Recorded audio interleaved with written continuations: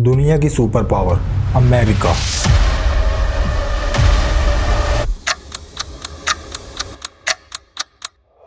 We are America. उसका एक बड़ा दुश्मन इस्लामिक रिपब्लिक ऑफ ईरान।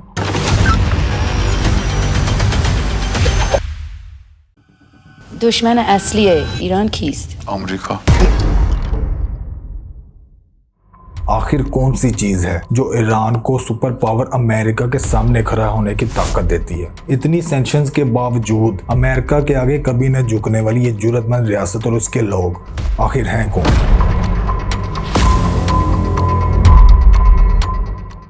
ये कहानी शुरू होती है दुनिया की पुरानी तरीन सिविलाइजेशन में से एक से, एलामाइट सिविलाइजेशन, जिसका बादशाह शतर इलाम कहलाता था।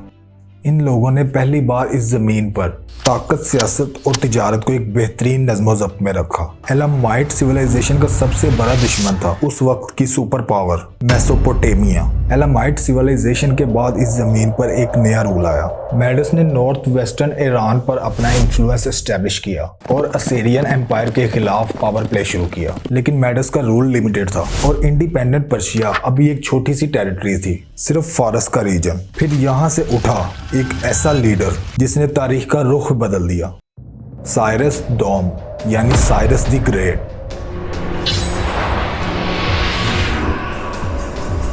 साइरस पारसा के फारस रीजन में पैदा हुआ था और मेडस रूल के अंडर पॉलिटिकल इन्फ्लुएंस रखता था, लेकिन उसकी स्ट्रेटजी और मिलिट्री जीनियस ने उसको इंडिपेंडेंट बनाया। 550 बीसी में साइरस ने मेडस को डिफीट करके पर्शिया को आज़ाद बना लिया और फिर एलामाइट टेरिटरीज को इंटीग्रेट किया। उसने बेबीलोन तक का रास्ता बना लिया। 539 बीसी में साइरस ने बेबीलोन बड़े ही आराम से फतह कर लिया। इस जीत के बाद एक यूनिफाइड पर्शियन एम्पायर बना, जिसे हिस्टोरियंस कहते हैं द ग्रेट पर्शियन सिविलाइजेशन। ये सिविलाइजेशन ना सिर्फ रीजनल पावर थी, बल्कि इसने जस्टिस, एडमिनिस्ट्रेशन और टॉलरेंस के कॉन्सेप्ट इंट्रोड्यूस किए, जो मॉडर्न ईरान की पॉलिटिकल और सोशल रेजिलियंस का बेस बना। और आज यही वो कल्चरल और हिस्टोरिकल लेगेसी है जो ईरान को सैंक्शन और ग्लोबल प्रेशर के बावजूद अमेरिका के सामने खड़ा रहने की ताकत देती है। ईरान के लोग और उनकी रियासत इसी पुरानी सिविलाइजेशन के रूट से इंस्पायर होकर कभी ना झुकने वाली जुर्रत दिखाते हैं। जब पर्शियन एम्पायर अपनी पीक पर थी, जब एशिया और मिडिल ईस्ट पर उसका निजाम कायम था, उसी वक्त दुनिया के एक और कोने में एक नया लीडर तैयार हो रहा था, जिसका नाम था the great Alexander. We are here today as Macedonian free men.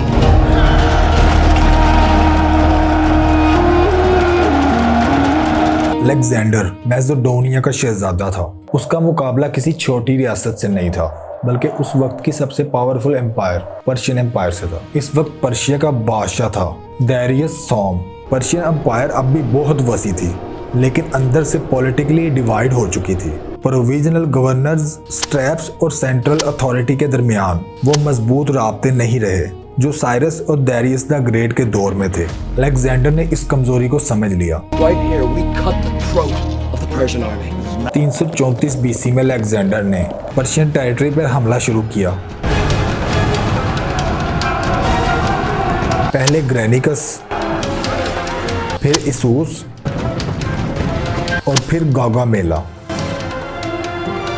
ये वो बैटल थे जहां पर्शिया नंबर्स में सुपीरियर होने के बावजूद अलेक्जेंडर की स्ट्रेटजी और स्पीड ने फैसला कर दिया। बैटल ऑफ गागामेला के बाद पर्शियन आर्मी पूरी तरह टूट चुकी थी। दारियस अपनी जान बचा के भाग चुका था और कुछ ही वक्त बाद पर्शियन एम्पायर ऑफिशियली कोलैप्स कर गई। अलेक्जेंडर ने परसेपोलिस को कैप्चर किया, पर्शियन रॉयल सिस्टम को ख़त्म कर दिया और ख़ुद को किंग ऑफ एशिया कहना शुरू कर दिया। मगर यहाँ कहानी ख़त्म नहीं होती। अलेक्जेंडर ने पर्शिया को सिर्फ जीता नहीं, उसने पर्शियन कल्चर, एडमिनिस्ट्रेशन और लोगों को अडॉप्ट भी किया। उसने पर्शियन कपड़े पहने, पर्शियन गवर्नर्स को जिंदा छोड़ा, यहाँ तक कि उन्हें उनके ओहदों से भी नहीं हटाया और ईस्ट और वेस्ट को मर्ज करने की कोशिश की। You and your family should be treated as my family. इसका मतलब ये था पर्शियन ज़मीन से ख़त्म हुई, मगर पर्शियन सिविलाइजेशन ख़त्म नहीं हुई। मगर अलेक्जेंडर की लेगेसी ज्यादा देर कायम नहीं रह सकी। एक ईरानियन ट्राइब पार्थियंस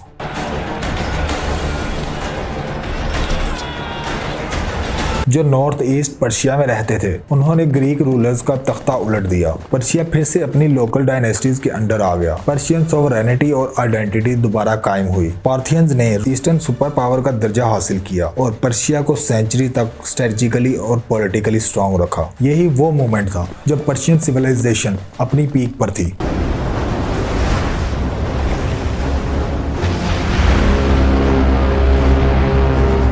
मगर इससे पहले एक और बड़ी रियासत पैदा हो चुकी थी, the great Roman empire. Rome is civilization. Rome is order. Rome is power.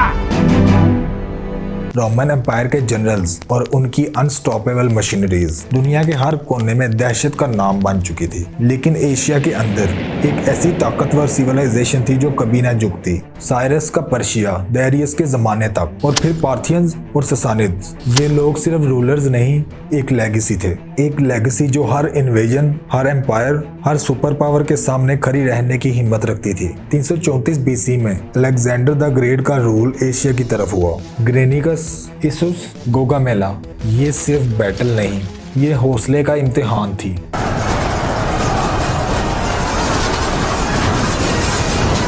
दैरियस अपनी आर्मी के साथ भाग गया था, लेकिन पर्शिया का स्पिरिट, उसका सफर कभी नहीं रुका।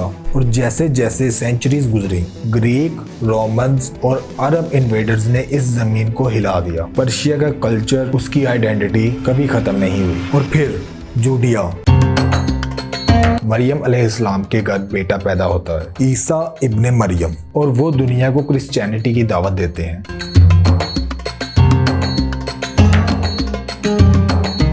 शुरुआत में तो रोमन्स इनके खिलाफ एक लंबी मुहिम चलाते हैं। फिर किंग कॉन्स्टेंटाइन क्रिश्चियनिटी को लीगलाइज कर देता है और जल्द ही रोमन एम्पायर का नेशनल रिलीजन क्रिश्चियनिटी बन जाता है। और दूसरी तरफ पर्शिया में नए रूलर ताकत में आ चुके थे, जिन्हें सैसानियन डायनेस्टी के नाम से जाना जाता है। अब दुनिया में दो रियासतें सबसे ज्यादा पावरफुल थी। वो दोनों स्टेट के अपने नेशनल रिलीजन थे। रोमन्स के पास क्रिश्चियनिटी, पर्शियन के पास साइरस का रिलीजन ज़ोराथस्ट्रा। ये दोनों सुपर पावर दुनिया को रूल करती हैं, जब तक एक और रियासत ने अपने पंख फैलाने शुरू नहीं किए थे। रियासत मदीना।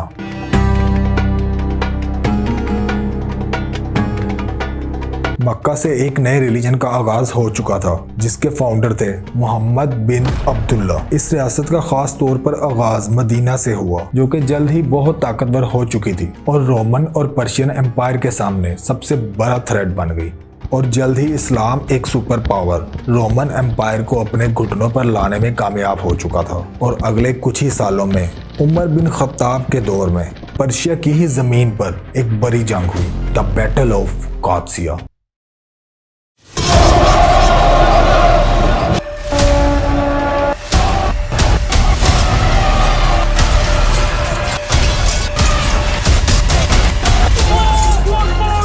जिसने पहली बार पर्शिया की इतनी पुरानी तारीख को हिला दिया था। लेकिन अभी तक इस्लामिक स्टेट का पर्शिया पर पूरा कंट्रोल नहीं बना था। और फिर एक और जंग हुई, नाहवन।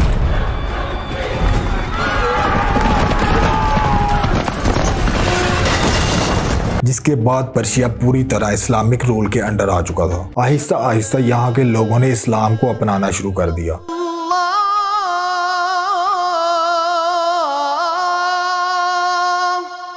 यही वजह है कि आज का modern Iran majority Muslim population रखता है। लेकिन जल्द ही रियासत मदीना भी साजिशों और फितनों की नजर होने वाली थी, जिसका नुकसान इस्लाम की सबसे सेंट्रल पर्सनैलिटी हजरत मोहम्मद सल्लल्लाहु अलैहि वसल्लम के खानदान को हुआ, जब रसूलुल्लाह के दामाद अली इब्ने अबी तालिब को शहीद कर दिया गया।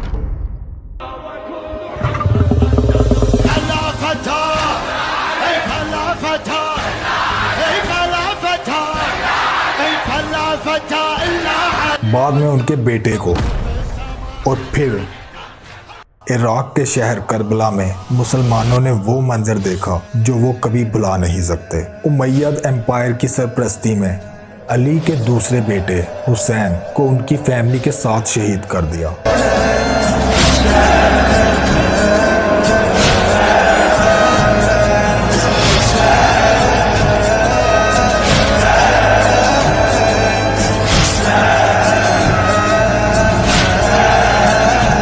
अफसोस की बात यह है कि ये जुल्म करने वाले गैर मुस्लिम नहीं थे, बल्कि वो खुद को मुसलमान कहते थे और अहले बैत के लिए नफरत का मादा उनमें कई सालों से भरा जा रहा था। अहले बैत के साथ ये जुल्म होने के बाद पर्शिया, जो कि बहुत तेजी से इस्लाम की तरफ आ रहे थे, उनकी हमदर्दी अहले बैत के साथ बढ़ गई। लेकिन उमैयद का जुल्म अहले बैत पर होता रहा, जिसके चलते अहले बैत को मदीना से माइग्रेट करना पड़ा और वो कूफा, नजफ और बसरा जैसे इलाकों में क़याम पजीर हो गए और फिर उन्होंने सेंट्रल एशिया की तरफ हिजरत की। यूं अहले बैत पर्शिया आज के ईरान में दाखिल हुए। फिर पर्शिया में सफाविया नाम से एक प्रो इस्लामिक तहरीक शुरू हुई, जिसने बाद में जाकर शाह इस्माइल की कमांड में सफाविद रूल इस्टेब्लिश किया।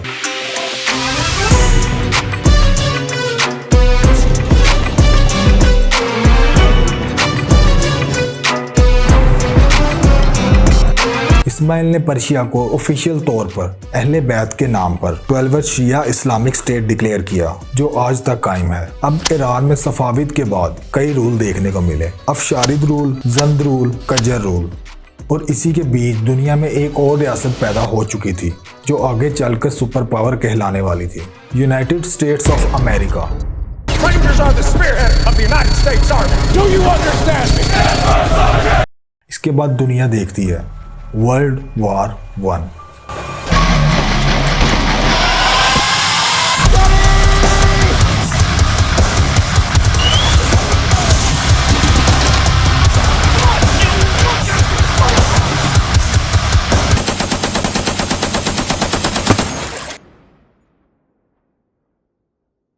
पर्शिया सीधा लड़ाई में ना होने के बावजूद रशियन और ब्रिटिशर्स के बीच फंस जाता है। ब्रिटिशर्स ने ईरान के ऑयल को कैप्चर करने की पूरी मुमकिन कोशिश की और कजर रूल की बुनियादों को कमज़ोर करके रज़ा खान के लिए मैदान साफ किया। रज़ा खान, जो कि पर्शिया का मिलिट्री कमांडर था, 1921 में फौजी बगावत करता है और अपनी मर्जी का प्राइम मिनिस्टर ज़ियाउद्दीन इंस्टॉल करने में कामयाब हो जाता है। ये पर्शिया की ज़मीन पर पहली पपेट गवर्नमेंट थी। रज़ा खान खुद को मिनिस्टर ऑफ वार और कमांडर इन चीफ डिक्लेयर कर देता है। रज़ा खान 1925 में मोनार्की लॉन्च करता है पहलावी के नाम से और ख़ुद ही बादशाह बन के बैठ जाता है। साथ ही वो अपना नाम बदल लेता है और रज़ा खान से रज़ा शाह पहलवी रख लेता है। रज़ा खान ने ईरान को मॉडर्न, सेकुलर और सोशली लिबरल डायरेक्शन दी। उसने इस्लामिक कोड को रिप्लेस कर दिया, वुमेन के लिए एजुकेशन और पब्लिक रूल एक्सपैंड किए, हिजाब पर पाबंदी लगा दी, वेस्टर्न ड्रेस और सेकुलर लॉ प्रमोट किए, लेकिन पॉलिटिकल फ्रीडम और डेमोक्रेसी को लिबरल नहीं बनाया। वो एक अथॉरिटेरियन मॉडर्नाइजेशन था जहां स्टेट की अथॉरिटी हर चीज़ पर डोमिनेंट थी। रज़ा शाह ने ही इस ज़मीन का नाम ईरान रखा था, जो कि कदीम पर्शियन हिस्ट्री से रिलेट करता है। इससे पहले ईरान को पर्शिया कहा जाता था। रज़ा शाह आराम से बादशाहत के मज़े ले रहा था जब तक वो एक शख्स से नहीं मिला जिसे दुनिया जानती है एडोल्फ हिटलर के नाम से।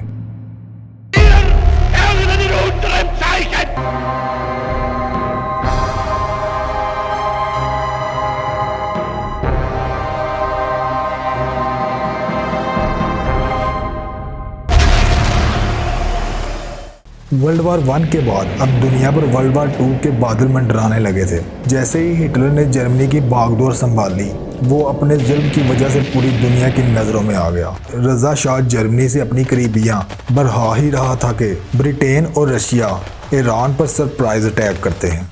रज़ा शाह को अल्टीमेटम दिया गया और कहा, हुकूमत छोड़ो और सरेंडर कर दो, वरना पहलावी रूल को हमेशा के लिए ख़त्म कर दिया जाएगा। यूं रज़ा शाह ने पहलावी रूल को बचाने के लिए खुद को सरेंडर कर दिया, जिसके बाद रज़ा शाह को जेल में ले जाया गया और साउथ अफ्रीका में कैद के दौरान ही मारा गया। रज़ा शाह के बाद उसका बेटा मोहम्मद रज़ा शाह पहलवी अमेरिका की गोद में जाकर बैठ गया। ये पहली बार था जब अमेरिका ने खुद ईरान की पॉलिटिक्स में दखल दिया और रज़ा के बेटे को ईरान का पपेट रोलर बनाया। रज़ा शाह का बेटा ये जानता था कि उसके बाप की हुकूमत आखिर गई क्यों, और वो ऐसा नहीं चाहता था। वो समझ चुका था कि अगर उसने अपना राज कायम रखना है तो वेस्ट के आगे सर झुकाकर रखना होगा। वरना उसका भी वही हाल होगा जो उसके बाप का हुआ था। 1951 अब वर्ल्ड वॉर 2 भी खत्म हो चुकी थी। मुसद्दक ने अवाम को सड़कों पर निकाला था और किंग को कॉन्स्टिट्यूशन के अंडर रहने का मशवरा दिया था, न कि कॉन्स्टिट्यूशन के सर पर चढ़ के बैठने का। मोहम्मद रजा को अपनी ताकत खोने के लाले पड़ चुके थे। Prime minister most powerful personality बन चुका था। उसने सारे रियासती इदारों के प्राइम मिनिस्टर के अंडर होने की डिमांड की। शाह ने मुसद्दक की डिमांड को रिफ्यूज किया। मुसद्दक ने फौरन अपनी कुर्सी को छोड़ा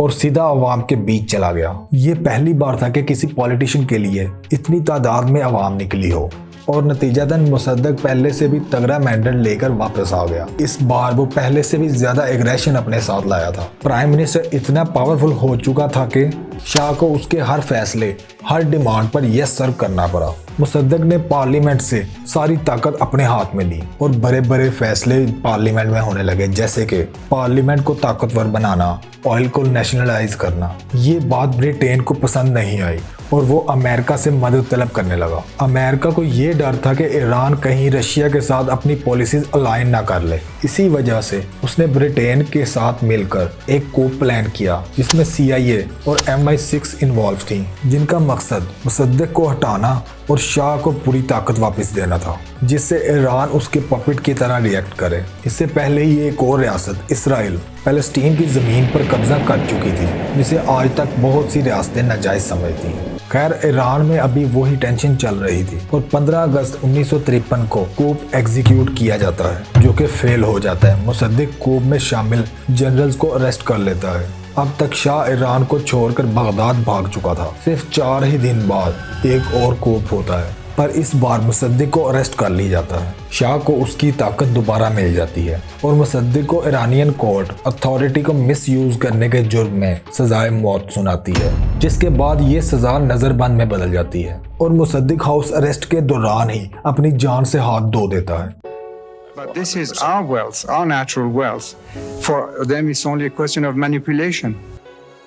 दूसरी तरफ शाह अब पहले से भी ज्यादा पावर में होता है और वेस्ट और अमेरिका के इंटरेस्ट में सारी पॉलिसीज को रिवर्स करता है। मुसद्दक तो दुनिया से चला गया था, पर उसकी लेगेसी और मजबूत हो चुकी थी। ईरान के शहर मशहद में एक मजहबी शख्सियत उभर रही थी, रूहुल्लाह खुमैनी। खुमैनी की एक बड़ी फैन बेस थी। लोग उनसे अकीदत और एहतराम वाला रिश्ता रखते थे। खुमैनी अपनी तकरीरों में वेस्ट के पपेट शाह को तनकीद का निशाना बनाते थे। 1963 में खुमैनी को तेहरान में एक प्रोटेस्ट लीड करने पर शाह ने गिरफ्तार करवा लिया और बाद में जिला वतन कर दिया। खुमैनी ने शाह और वेस्ट के खिलाफ अपनी मुहिम को जारी रखा और कैसेट, टेप और रेडियो के जरिए अपनी तकरीरें और फतवे दुनिया भर में फैलाने शुरू कर दिए। खुमैनी का इन्फ्लुएंस इतना जबरदस्त था कि इराक का उभरता हुआ डिक्टेटर उसे एक थ्रेड मानने लगा और फिर 1978 में खुमैनी को बगदाद को भी खैराबाद कहना पड़ा और फ्रांस के शहर पारस में चले गए, जहां उन्हें एक एक्स्ट्रा एडवांटेज मिला, ग्लोबल मीडिया तक रीच। खुमैनी ने पूरी दुनिया को बताया कि कैसे वेस्ट ने शाह की पुष्टपनाही करके ईरान स्टेट को एक पपेट गवर्नमेंट के हाथ में रख रखा है। अब ईरान के अंदर ये हाल था कि वहां के लोग शाह की शाहाना जिंदगी से बहुत ज्यादा नाराज थे। जहां एक तरफ शहरी मुश्किल से गुजारा कर रहे थे और उसी स्टेट के बादशाह शाहाना अंदाज में पार्टीज करते हैं और सोने और चांदियों की प्लेट्स में खाना खाते हैं।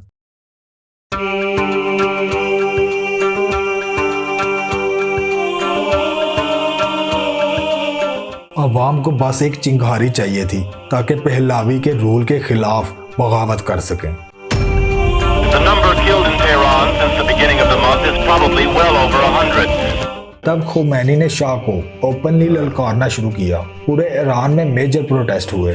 पुलिस को क्रैकडाउन का ऑर्डर मिला, जिस पर पुलिस ने इनकार कर दिया। लेटर मिलिट्री को स्ट्रिक्ट ऑर्डर दिए गए कि प्रोटेस्टर्स को हर हाल में दबाया जाए, लेकिन मिलिट्री ने अपने ही लोगों पर गोलियां चलाने से इनकार कर दिया। 16 जनवरी 1989 को शाह दूसरी बार ईरान को छोड़कर भाग गया। It was the second time in his 37 years on the peacock throne that the Shah was forced to flee Iran. तासुब ये दिया गया कि ये एक टेम्परेरी ट्रिप है जो आज तक खत्म नहीं हुआ। खैर, इसके कुछ ही दिनों बाद खुमैनी वापस ईरान में आता है। इस बार ये वो खुमैनी नहीं था जिसको शाह ने जिला वतन किया था, बल्कि आज इस खुमैनी के लिए लाखों लोग सड़कों पर मौजूद थे जो जीत का जश्न मना रहे थे। अब वही इसराइल जो शाह के दौर में ईरान का सबसे अच्छा दोस्त था एकदम से दुश्मन बन गया। वो दुश्मन। ईरान में पार्लियामेंट का स्ट्रक्चर चेंज किया जाता है। हाईएस्ट अथॉरिटी सुप्रीम लीडर यही खुमैनी को मिलती है और प्रेसिडेंट और पार्लियामेंट इस्लामिक आइडियोलॉजी के मुताबिक बनाए जाते हैं। खुमैनी जो अब ईरान का सबसे ताकतवर इंसान था, उसने अपनी तकरीरों में अरब दुनिया के लोगों को मुखातिब करना शुरू किया और कहा कि इन वेस्ट के पाले हुए बादशाहों के खिलाफ निकलो। ये स्पीचेस अरब के लिए सीधा सीधा थ्रेट थी। इराक में भी बहुत से लोग खुमैनी की तकरीरों से इंस्पायर होने लगे। तब सद्दाम इस डर से कि कहीं उसकी अवाम भी बगावत ना कर दे, वो ईरान के साथ एक नया महाज खोल देता है।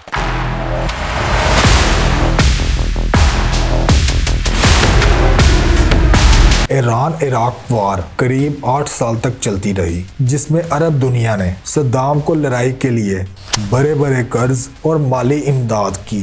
इस जंग में दोनों तरफ के लाखों लोग मारे गए और इंटरनेशनल प्रेशर के चलते दोनों को बिना किसी एक फरीक की जीत को डिक्लेयर किए सीज फायर करना पड़ा। दोनों स्टेट्स की boundaries same as before the war थी, पर खुमैनी की नज़र में अरब रूलर्स बुरे बन चुके थे। जंग के बाद खुमैनी ईरान को दोबारा मजबूत करने लगा और साथ ही एक नए लीडर को तैयार करने लगा, आयतुल्लाह अली खामेनेई। ये सब चल ही रहा था कि खुमैनी की 86 साल की उम्र में हार्ट अटैक से मौत हो जाती है और दुनिया की तारीख की सबसे बड़ी गैदरिंग खुमैनी के जनाजे पर शिरकत करती है।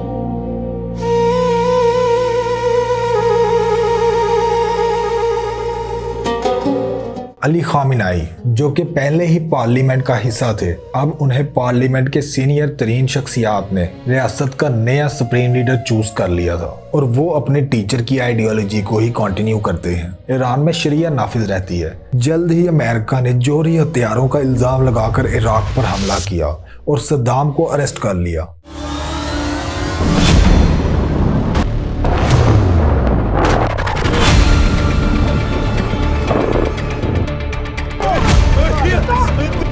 और बाद में फांसी पर चढ़ा दिया। इसी वक्त में अमेरिका ईरान पर भी वही टैक्टिक्स यूज करना चाहता था, पर ईरान की तरफ से फतवा आता है कि न्यूक्लियर वेपन्स इस्लाम में हराम हैं, जिससे अमेरिका का ईरान पर हमला करने का जवाज खत्म हो जाता है। ईरान अपने न्यूक्लियर प्रोग्राम को पीसफुल कहता है और दुनिया को दावा देता है कि ईरान आकर उनका प्रोग्राम देखें।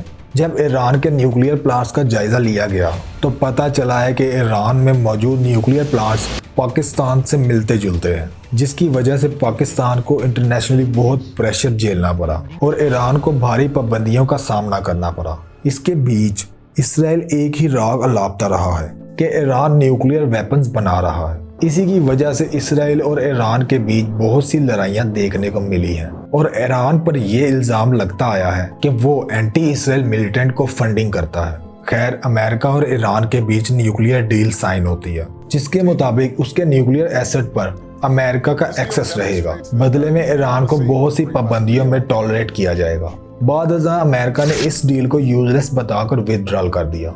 अमेरिका की तरफ से ईरान पर सेवरल अटैक्स किए गए हैं, जिसके बदले में ईरान ने मिडिल ईस्ट में मौजूद अमेरिकन अड्डों को निशाना बनाया। यहाँ अमेरिका एक बात तो सीख चुका है, ईरान उसकी ज़मीन पर कोई अटैक खाली नहीं जाने देता, चाहे मुकाबले में सुपर पावर अमेरिका ही क्यों ना हो। ईरान रिटेलिएट लाजमी करता है और अमेरिका की तरफ से ईरान पर इतना प्रेशर भी नहीं डाला जाता कि ईरान को अपनी एग्जिस्टेंस के लिए न्यूक्लियर वेपन बनाना ज़रूरी हो जाए। यही वजह है कि आज इसराइल और अमेरिका दूर दूर रहकर पॉलिटिकल प्रेशर मेंटेन करते हैं, क्योंकि अगर ईरान डिसाइड कर ले कि उसे ये वेपन बनाना है तो वो कुछ ही वक्त में बना सकता है। चाहे वॉरहेड बनाने के लिए टाइम ज्यादा लगे, लेकिन डिटरेंस के लिए वेपन होना काफी है। अमेरिका ईरान में कई बार रिजीम चेंज की कोशिश कर चुका है, पर हमेशा फेल हुआ है। अक्सर तो अमेरिका ईरान के आगे बेबस नजर आता है। रिसेंट ईरान इसराइल वार में ईरान ने ये सीख लिया है कि अगर इसराइल की एग्जिस्टेंस को खतरे में डाल दिया जाए तो ईरान में पीस रह सकता है। इसलिए उसने गुजरे साल से अपना सारा फोकस मिसाइल्स के नंबर्स इंक्रीज करने में लगाया हुआ है, क्योंकि इसराइल का डिफेंस सिस्टम हालांकि वो बहुत एडवांस है, फिर भी ज्यादा मिकदार में मिसाइल उसे क्रैक कर लेते हैं।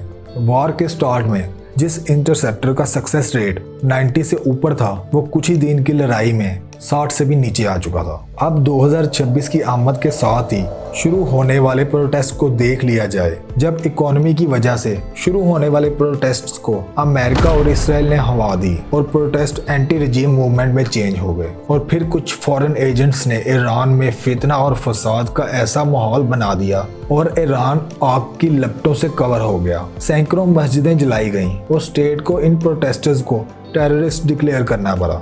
अमेरिका और इसराइल आए दिन प्रोटेस्टर्स को उभारने के लिए लगे हुए थे और ऐसा तासुब दे रहे थे कि शायद ईरान को फतह ही कर लेंगे, मगर ऐसा नहीं हुआ। इस टेंशन की वजह से ईरान को प्रोटेस्ट को दबाने का मौका मिल गया। ईरान ने पूरी एंटी रिजीम कैंपेन को वाइट वॉश कर दिया। लाखों लोग रिजीम के हक में निकल आए और अमेरिका, जो कि आज से पहले ईरान को धमकियां दे रहा था, उसने अचानक यू टर्न लिया और ईरान पर हमले के बयानात बदल गए। ईरान में एक और रिजीम चेंज मूवमेंट खत्म हो गई। अक्सर वेस्ट ये क्लेम करता है कि ईरान में डेमोक्रेसी नहीं है, वहाँ रिफॉर्म आनी चाहिए, पर हकीकत ये है कि ईरान में डेमोक्रेसी और इस्लामिक शरिया का हाइब्रिड निज़ाम कायम है। चाहे ईरान में कुछ खामियां हों, पर आज के दौर में ईरान इस्लामिक शरिया के करीब तरीन है।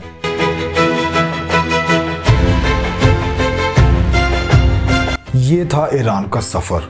एलामाइट सिविलाइजेशन से लेकर साइरस द ग्रेट तक, अलेक्जेंडर के इन्वेजन से लेकर इस्लामिक कॉन्क्वेस्ट तक, सफाविद डायनेस्टी से लेकर पहलावी रूल तक, और फिर इस्लामिक रेवोल्यूशन। हर दौर और हर इन्वेजन में ये ज़मीन कभी ना झुकी। आज भी दुनिया की सुपर पावर सैंक्शन लगाकर पॉलिटिकल प्रेशर से रिजीम चेंज की कोशिश कर रही है। ईरान वहाँ खड़ा है अपनी जुर्रत के साथ, अपनी आइडेंटिटी के साथ और अपनी लेगेसी के साथ। ये है वो ईरान जो साइरस के जस्टिस से सीखता है, जो करबला के सेक्रीफाइस से इंस्पायर होता है, जो खुमैनी की जुर्रत से ताकत लेता है और जो कभी न झुकने वाला स्पिरिट रखता है। This is Syed Ahmed Abdullah signing out.